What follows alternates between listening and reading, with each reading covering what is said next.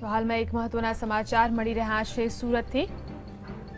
સુરતમાં શાળાના સત્તાધીશોની મીડિયા કર્મીઓ સાથે રકઝક થઈ છે। શાળાના કાર્યાલયમાં લાગેલી આગનું શૂટિંગ કરવાનો પ્રયાસ રોકવામાં આવ્યો હતો।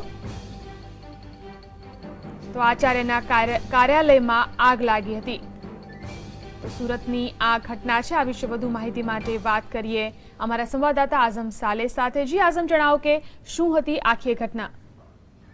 જી, આજરોજ બપોરના સુમારે સુરતના અઠવા ગેટ વિસ્તારમાં મિશન હોસ્પિટલની બાજુમાં 7 ડે એડવેન્ચર સ્કૂલ આવી છે, જ્યાં બપોરે આગ લાગી હતી અને આગ વિકાર સ્વરૂપ ધારણ કરી લીધું હતું। પરંતુ સૂત્રોનું માનીને ચાલીએ તો શાળાના સત્તાધીશોએ ફાયર બ્રિગેડને જાણ પણ ના કરી હતું। ઉપરાંત સામાન્ય ત્યાંથી પસાર થતા વ્યક્તિએ ફાયર બ્રિગેડના કંટ્રોલને આ બાબતની જાણ કર્યા બાદ ફાયરનું તંત્ર દોડતું થયું હતું। જ્યારે મીડિયા કર્મીઓ ત્યાં પહોંચ્યા હતા, ઇલેક્ટ્રોનિક મીડિયા કર્મીઓ ત્યાં પહોંચ્યા હતા, ત્યારે શાળાના જે સંચાલકો હતા તેમને ગેરવર્તન કર્યું હતું। ઉપરાંત મીડિયાને શૂટિંગ કરવા માટે રોકવામાં આવી રહ્યા હતા અને જોવા જઈએ તો ક્યાંક ને ક્યાંક શાળાના સત્તાધીશોએ આ મામલો દબાવવાનો પ્રયત્ન કરી રહ્યા છે, એવી આ ઘટના થકી ફલિત થઈ રહ્યું છે।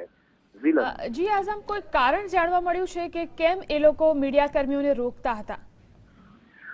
ઝિલન, આ જે ઘટના બની હતી ત્યારે બપોરનો સમય હતો। શાળામાં બાળકો, વિદ્યાર્થીઓ હાજર હતા અને નાસભાગ મચી ગઈ હતી। ઉપરાંત જેમ જેમ વાલીઓને આ બાબતે જાણ થઈ હતી, વાલીઓ દોડતા શાળાએ પહોંચી ગયા હતા।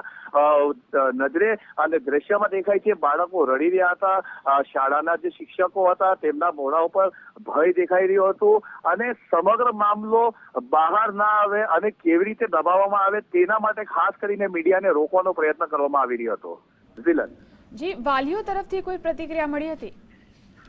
જી, હાલ આ બાબતે વાલીઓમાં રોષ ભભૂકી ઉઠ્યો હતો, પરંતુ પોતાના બાળકોને સમગ્ર ગ્રાઉન્ડ પર બાળકો દેખાઈ રહ્યા હતા। પોતાના બાળકોને શોધખોળ કરવામાં પ્રથમ તો વાલીઓ લાગી ગયા હતા, પરંતુ આવનારા દિવસોમાં આ શાળામાં વિરોધ પ્રદર્શન થાય તો નવાઈ નહીં।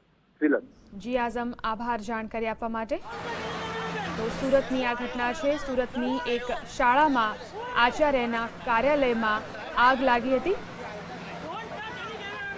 શાળાના તંત્ર દ્વારા અને શાળાના આચાર્ય દ્વારા મીડિયા કર્મીઓ સાથે રકઝક કરવામાં આવી હતી।